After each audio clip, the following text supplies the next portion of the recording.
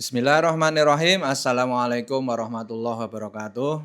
Alhamdulillahirabbil alamin wa bihi nasta'inu ala umuri dunya waddin. Wassalatu wassalamu ala asrofil anbiya'i wal mursalin wa ala alihi wa sahbihi ajmain amma ba'du. Alhamdulillahirabbil alamin. Marilah kita senantiasa memanjatkan puji syukur kehadirat Allah Subhanahu wa taala karena dengan rahmat dan hidayahnya kita masih bisa melaksanakan puasa dengan keadaan iman, Islam, dan ihsan. Salawat dan salam tak lupa senantiasa kita haturkan kepada junjungan kita Nabi besar Muhammad Sallallahu Alaihi Wasallam yang selalu kita jadikan suri toladan dan yang kita nanti-nanti syafaatnya di yaumul akhir kelak. Amin Allahumma amin. Anak-anakku siswa-siswi SD Negeri Kembang Sari 02 yang Pak Ahmad dibanggakan, bertemu lagi di konten Semangat Puasa episode ke-9. Baik, pada video kali ini Pak Ahmad ingin menyampaikan sebuah cerita. Cerita tentang perjalanan Rasulullah menghadap kepada Allah di Sidratul Muntaha. Peristiwa ini yang mungkin sering kita dengar dari para ustadz, dari para ulama, yaitu peristiwa Isra Mi'raj. Maka ketika Allah mengundang Rasulullah, datanglah Jibril alaihissalam menemui Rasulullah di kota Mekah. Beliau datang untuk menjemput Rasulullah dengan membawa kendaraan yang diberi nama Buraq. Maka berangkatlah Rasulullah bersama dengan Jibril alaihissalam dari Masjidil Haram di kota Mekah menuju ke Masjidil Aqsa di Palestina. Sesampainya Rasulullah di Masjidil Aqsa, ternyata Rasulullah sudah ditunggu oleh ruh para nabi dan ruh para rasul karena perjalanan Rasulullah ini satu-satunya. Baru satu orang ini yaitu Rasulullah Muhammad yang diundang oleh Allah untuk menghadap langsung bertemu dengan Allah di Sidratul Muntaha. Maka kemudian Rasulullah memimpin sholat sunnah berjamaah sebagai imam dan sebagai makmum adalah ruh para nabi dan para rasul. Dan ketika sholat sunnah ini selesai, maka dilanjutkanlah fase kedua, yaitu Mi'raj. Sebagai informasi, Isra itu bahasa Arab yang artinya perjalanan yang dilakukan malam hari. Kemudian Mi'raj sendiri memiliki arti yaitu perjalanan naik dari bumi hingga ke langit ketujuh. Dan dalam perjalanan naik ke langit ketujuh, Rasulullah bertemu dengan para nabi dan rasul pula. Dan di setiap lapis langit Rasulullah selalu disambut dengan hangat. Kedatangan beliau sudah ditunggu oleh para malaikat, para makhluk langit, dan para nabi dan rasul pula. Akhirnya sampailah Rasulullah di langit ketujuh. Sampai di situ, Jibril kemudian berkata kepada Rasulullah, "Ya Rasulullah, sampai disinilah saya bisa mengantar engkau. Maka silahkan engkau naik ke Sidratul Muntaha bertemu dengan Allah." Kemudian naiklah Rasulullah ke Sidratul Muntaha. Yang kemudian ketika bertemu dengan Allah, saat itulah Allah membuka hijabnya, membuka penutupnya, membuka pembatas antara Rasulullah dan Allah. Dan disitulah Rasulullah mengucap seperti bacaan yang ada di dalam tahiyat.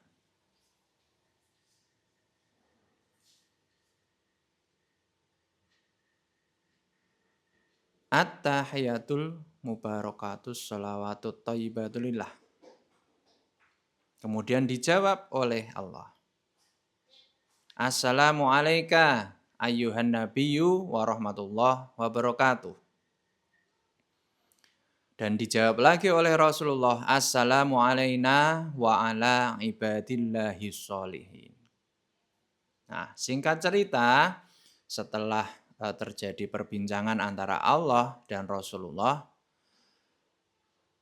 Rasulullah mendapatkan perintah untuk melaksanakan sholat dalam sehari semalam berjumlah 50 kali.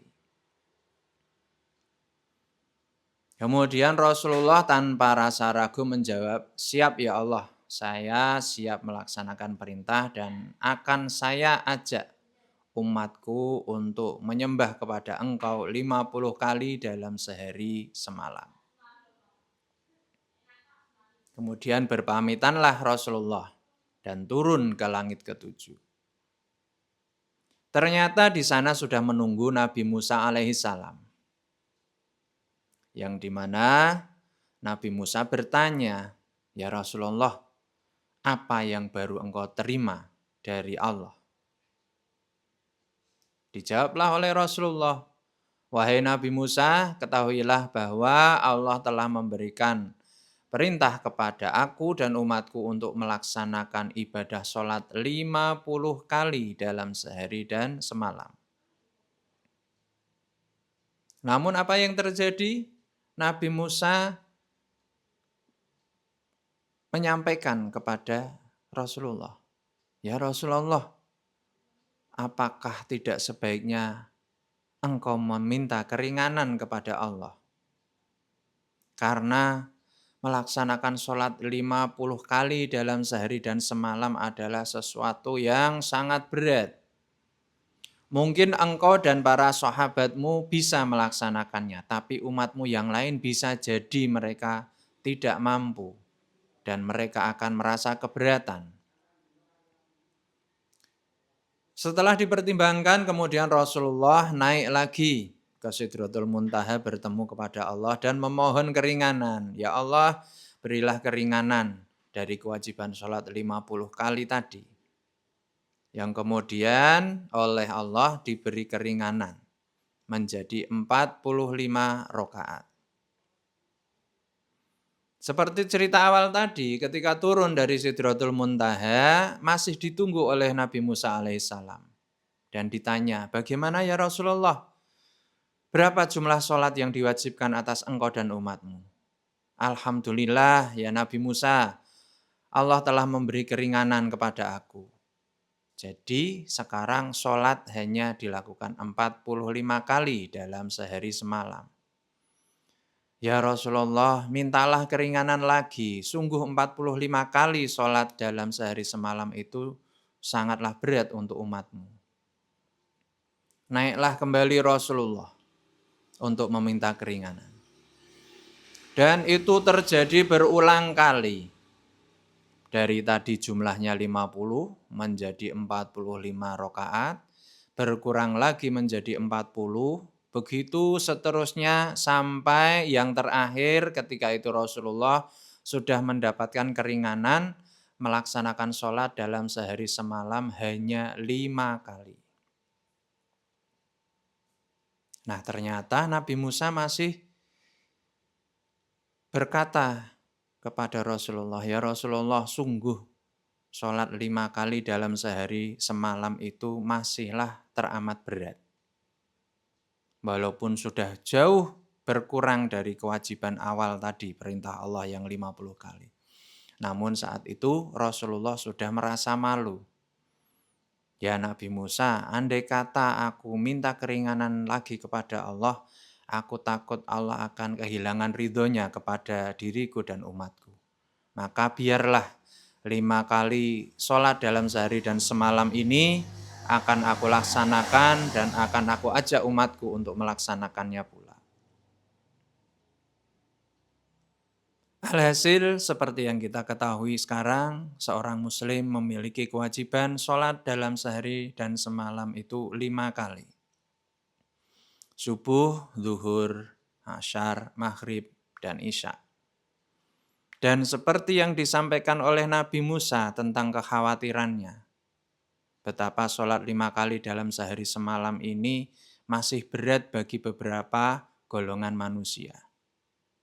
Maka di sini dari cerita ini Pak Ahmadi ingin mengingatkan kepada Pak Ahmadi secara pribadi dan juga kepada anak-anakku, siswa-siswi SD Negeri Kembangsari 02, betapa Rasulullah sangat menyayangi umatnya.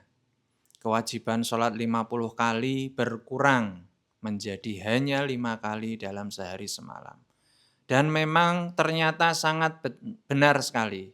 Sholat 5 kali dalam sehari semalam itu masih terasa sangat berat untuk beberapa golongan. Tapi kita sebagai seorang muslim, mari kita sisihkan waktu kita untuk menyembah kepada Allah, untuk bersujud kepada Allah sebagai wujud kita sebagai seorang hamba. Sebagai wujud rasa terima kasih kita atas apa yang diberikan Allah kepada kita semua. Sholat 5 kali dalam sehari semalam, janganlah kita jadikan sesuatu yang berat. Jadikanlah itu cara kita menyampaikan terima kasih. Jadikanlah itu waktu kita curhat kepada Allah. Karena setelah sholat, kita berdoa, kita memohon apapun kepada Allah. Maka semoga dengan kisah ini bisa meningkatkan keimanan dan ketakwaan kita, membuat hati kita ringan untuk melaksanakan sholat, segera melaksanakan ketika waktunya sudah tiba, dan tidak menunda-nunda untuk melaksanakan sholat. Fa insya Allah kita akan menjadi umat Rasulullah yang diridhoi oleh Allah. Kiranya untuk video kali ini cukup sekian. Pak Ahmadi pamit, berjumpa lagi di video selanjutnya. Wassalamualaikum warahmatullahi wabarakatuh. Semangat puasa.